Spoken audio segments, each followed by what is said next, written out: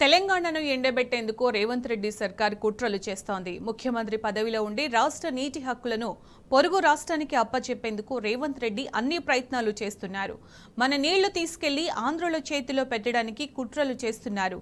ఇందులో భాగంగానే తెలంగాణ ఇరిగేషన్ సలహాదారుడిగా ఆదిత్యనాథ్ దాస్ను నియమించారు.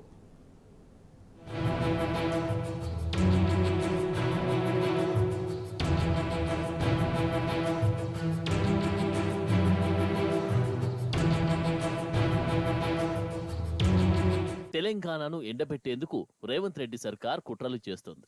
ముఖ్యమంత్రి పదవిలో ఉండి రాష్ట్ర నీటి హక్కులను పొరుగు రాష్ట్రానికి అప్పచెప్పేందుకు రేవంత్ రెడ్డి అన్ని ప్రయత్నాలు చేస్తున్నారు. మన నీళ్లు తీసుకెళ్లి ఆంధ్రుల చేతుల్లో పెట్టడానికి కుట్రలు చేస్తున్నారు.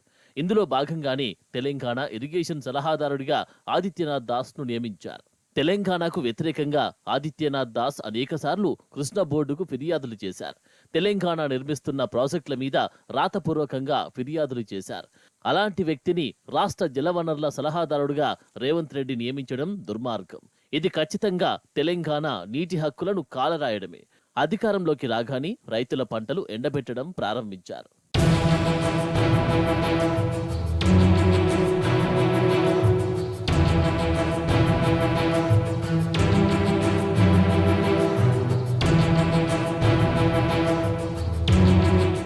ఏపీ ప్రభుత్వంలో నీటిపారుదల శాఖ స్పెషల్ సిఎస్ చేసిన వ్యక్తిని తెలంగాణ రాష్ట్ర నీటిపారుదల శాఖ సలహాదారు నియమించింది. దీనితో తెలంగాణ నీటి రంగ నిపుణులు ఆశ్చర్యం వ్యక్తం చేస్తున్నారు.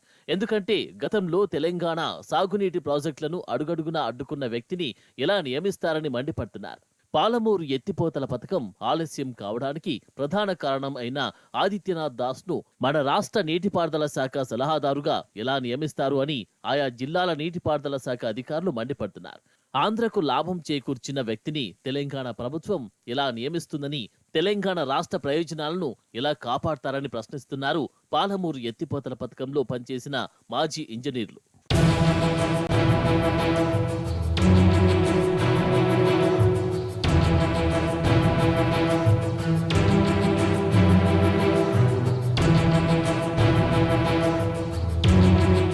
రాష్ట్రంలో కాంగ్రెస్ ప్రభుత్వం వచ్చాక నీటిపారుదల శాఖ పూర్తిగా నిర్లక్ష్యానికి గురైంది.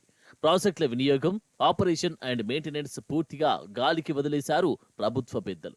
ప్రభుత్వం పట్టించుకోకపోవడంతో అధికారులు సైతం నిమ్మకు నీరెత్తినట్లు వ్యవహరిస్తున్నారు. కాళేశ్వరం ప్రాజెక్టు రిపేర్లు నిర్లక్ష్యం, ఇతర ప్రాజెక్టుల మరమ్మతులు మరింత ఆలస్యమన్న చందంగా ఉంది ఈ ప్రభుత్వం తీరు. రాష్ట్రంలో అధికారంలోకి వచ్చిన కాంగ్రెస్ ప్రభుత్వం నీటిపారుదల శాఖపై కనీసం పట్టు సాధించడం లేదు. ఏపీ ప్రభుత్వం అక్రమంగా నీటిని యథేచ్ఛగా తరలించుకుపోయినా కనీసం స్పందించలేదు. అంతేకాదు కృష్ణానది యాజమాన్య బోర్డుకు శ్రీశైలం, నాగార్జునసాగర్ ప్రాజెక్టుల అప్పగింతపై పల్లెత్తు మాట మాట్లాడని ప్రభుత్వం ప్రశ్నించిన ప్రతిపక్షాలపై మాటల యుద్ధం ప్రారంభించింది. అంతటితో ఆగకుండా అప్పగిస్తే ఏమవుతుంది అన్నట్లు వ్యవహరించింది.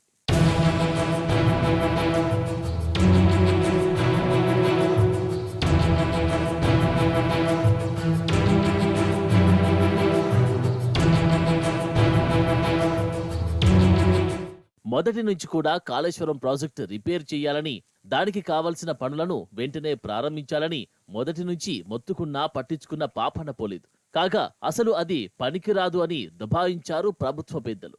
ఎట్టకేలకు నిపుణుల కమిటీ సూచన మేరకు పునరుద్ధరణ పనులు ప్రారంభించారు.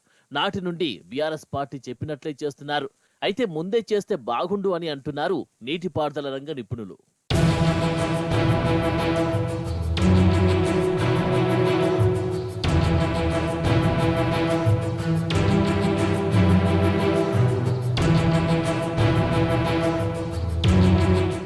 ఇప్పుడు తెలంగాణను శాశ్వతంగా బీడుగా మార్చేందుకు మన నీళ్లను ఆంధ్రాకు, అక్కడున్న తమ గురువుకు అప్పజెప్తున్నారు. మరోవైపు చంద్రబాబు నాయుడు తమకు కేంద్రంలో జలశక్తి మంత్రిత్వ శాఖ కావాలని ఇప్పటికే మోదీ దగ్గర ఆర్జీ పెట్టుకున్నారు. ఒకవేళ అదే జరిగితే అక్కడ గురువు, ఇక్కడ శిష్యుడు కలిసి తెలంగాణ నీళ్లను మింగేయడం పక్కా. మన నీళ్లకు వ్యతిరేకంగా కొట్లాడిన వ్యక్తినే తెచ్చి తన దగ్గర పెట్టుకున్నారంటే ఇంతకంటే ఘోరం మరొకటి లేదు. రేవంత్ రెడ్డికి రాష్ట్రం మీద ప్రేమ లేదనేది ఈ నియామకం ద్వారా మరోసారి స్పష్టమైందని మండిపడుతున్నారు తెలంగాణ వాదులు.